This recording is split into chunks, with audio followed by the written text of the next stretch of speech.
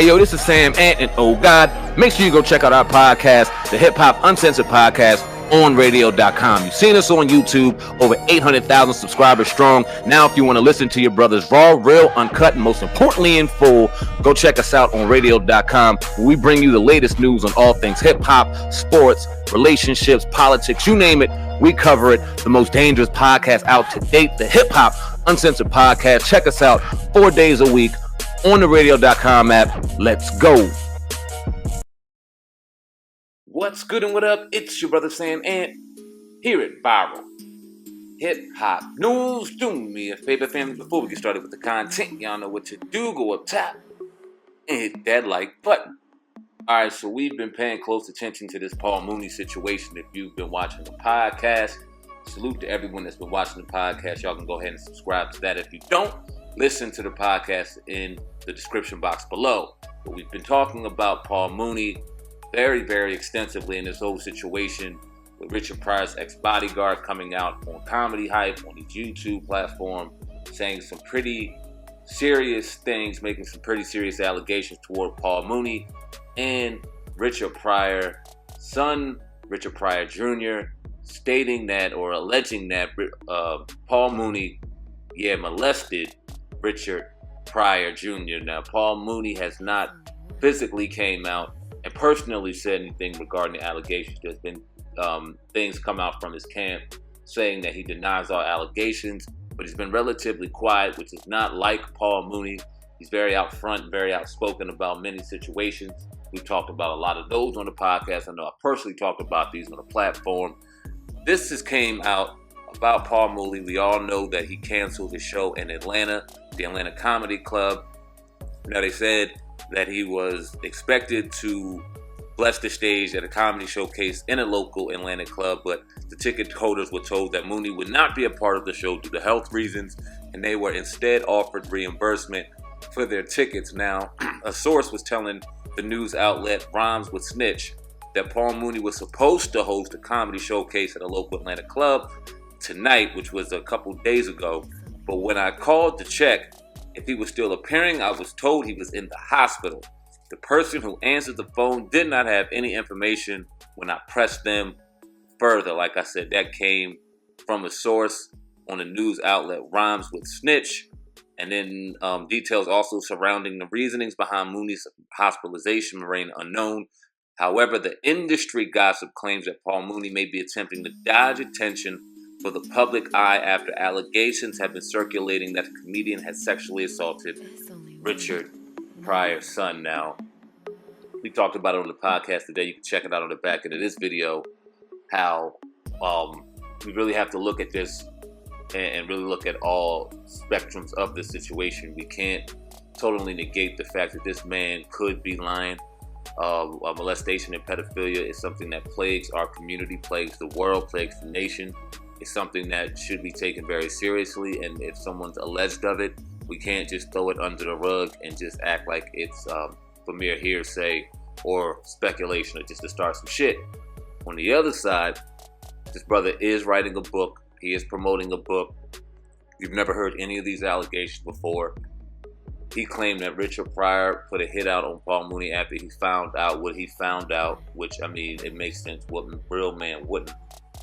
But it really doesn't make sense when you look at when Richard Pryor Jr.'s son was, Richard Pryor Jr. was born, and then some of the timeline in which you see Richard Pryor and Paul Mooney together. I don't know.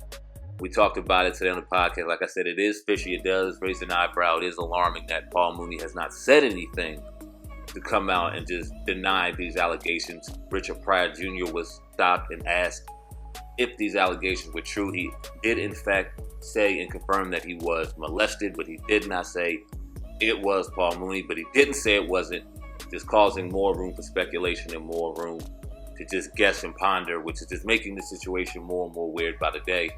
Obviously, Paul Mooney is a fan favorite here on this platform. Got numerous videos on him. Did numerous commentary on him. I don't want to believe that this is true, but if it is in fact true, then Paul Mooney's going to have to get his just due, just like any other animal out here doing terrible things to children, man. I really hope it isn't true, but we're going to do our job and get to the bottom of all of this stuff and make sure that we report it right here on Viral Hip Hop News, Hip Hop News Uncensored, the Uncensored True podcast. And of course, the Hip Hop Uncensored podcast, the official audio version, raw, real, and always uncut. You can check that out on iTunes, Spotify, Google Play. That link will be down below. You can also enjoy our commentary on Paul Mooney. If you have not seen this yet, you can check it out on the back end of this video. Make sure you hit the notification bell to get all the latest notifications. That's very important. Don't just subscribe. Hit that bell on the right-hand side, too, so you can get the link anytime I drop videos. They come each and every day, 3-4 videos a day if I can, man. I appreciate each and every one of y'all's support. Stay tuned to the back end of this video. Hit that like button. Leave a comment. This is SamAnt, CEO of Viral Hip Hop News, and I'm out of here, man. Peace. Enjoying the content right now. We need you to do us a favor. If you're loving it, go ahead and hit that 5-star rating for us, family. Do not forget to subscribe to the podcast. I want to talk about Kevin Gates, man. Now, I was actually reading up on Troy Ave. He's supposed to be testifying real soon. You know, we know about Taxstone and a situation that happened in Irving Plaza a few years back. Well, Kevin Gates put up a post that he's under fire for right now. Pretty much, you see the caption there on the screen for the people listening on YouTube. He put, "All I can say is yes, Lord, send," and he has the the picture there.